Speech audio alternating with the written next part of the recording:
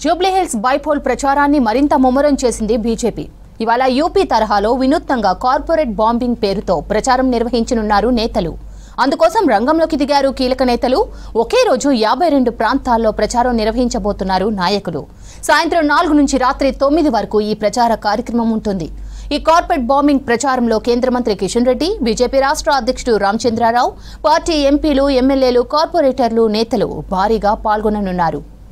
జూబ్లీహిల్స్ లో బీజేపీ వినూత్న ప్రచారంపై మరిన్ని డీటెయిల్స్ విజయ్ అందిస్తారు. విజయ్, చెప్పండి, లేటెస్ట్ అప్డేట్స్ ఏంటి బీజేపీ ప్రచారానికి సంబంధించి?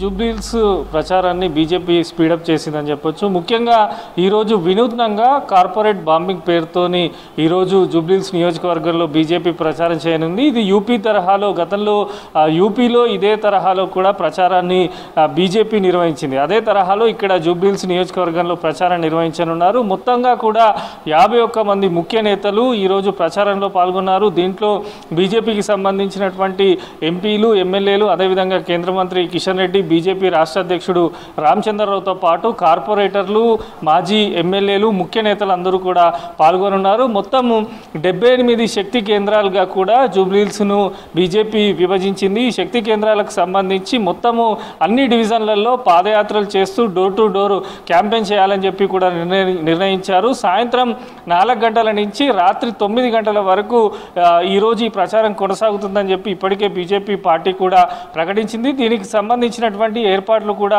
చేస్తున్నారు. గతంలో మనం చూసాము, బీజేపీ ప్రచారానికి సంబంధించి కేంద్ర మంత్రి కిషన్ రెడ్డి కానీ అటు సమన్వయ కమిటీని కూడా ఏర్పాటు చేశారు. ఆ కమిటీ సభ్యులు పూర్తి స్థాయిలో ప్రతిరోజు సాయంత్రం డోర్ టు డోర్ క్యాంపెయిన్ చేస్తున్నారు. అయితే ఈరోజు రాష్ట్ర రాజకీయాల్లోనే తొలిసారిగా ఈ కార్పొరేట్ బాంబింగ్ పేరుతోని బీజేపీ ప్రచారానికి దిగాలని చెప్పి భావిస్తుంది. మొత్తంగా కూడా జూబ్లీహిల్స్కు సంబంధించినటువంటి 7 డివిజన్లను కూడా చుట్టుముట్టనున్నారు. ప్రతి ఒక్క ప్రాంతంలో, ప్రతి ఒక్క బస్తీలో, అక్కడ ఉండేటువంటి ఏరియాలో ఉన్నటువంటి ప్రజలందరినీ కూడా కలిసి వారికి బీజేపీకి సంబంధించి చేస్తున్నటువంటి అభివృద్ధి పనులు కానీ, కేంద్ర ప్రభుత్వం తీసుకుంటున్నటువంటి అభివృద్ధి పనులు కానీ, అదేవిధంగా రాష్ట్రంలో ఇటు బీఆర్ఎస్కు, కాంగ్రెస్కు సంబంధించి ఆ 2 పార్టీలకు సంబంధించిన వైఫల్యాలు కూడా ప్రజలకు అందజేయాలని చెప్పి కూడా బీజేపీ భావిస్తుంది. ఇప్పటికే ప్రచారానికి సంబంధించి కేంద్ర పార్టీ కూడా పలు కీలక ఆదేశాలు జారీ చేసింది. ముఖ్య నేతలు అందరూ కూడా జూబ్లీహిల్స్లోనే ప్రచారంలో ఉండాలి. ప్రతిరోజు ఉదయం, సాయంత్రము పూర్తి స్థాయిలో కూడా ప్రజలను కలుస్తూ బీజేపీకి ఖచ్చితంగా ఓటు వేయాలి